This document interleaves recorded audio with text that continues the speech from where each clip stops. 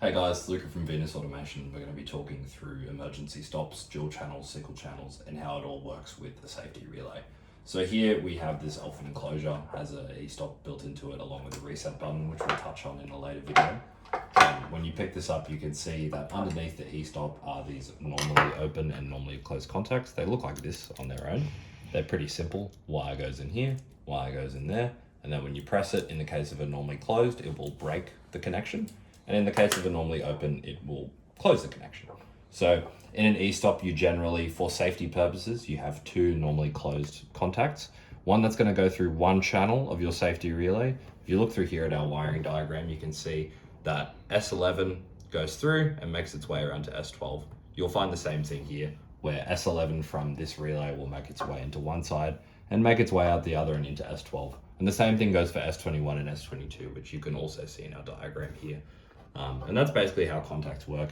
In the case of a good category 4 e-stop, you need these two channels to be of category 4, to be of utmost safety. So what relays do is that if you're using both channels, you're occupying both. It does something called cross monitoring, which means that if these wires were to ever short and bridge together, the e-stop would still be able to stop at a critical time, and it would also halt all machinery when it enters that fault state.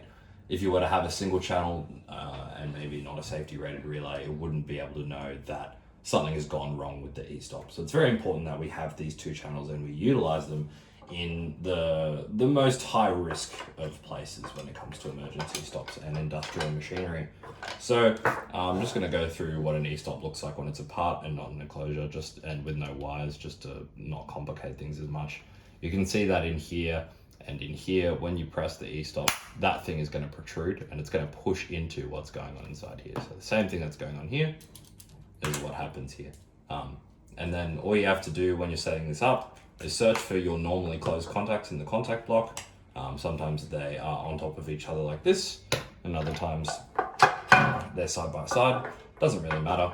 Either way, just make sure that you put it through the right channels of your relay, you look through your wiring diagrams, and you make sure that all works for you. Thank you guys for watching. We'll catch you in the next one.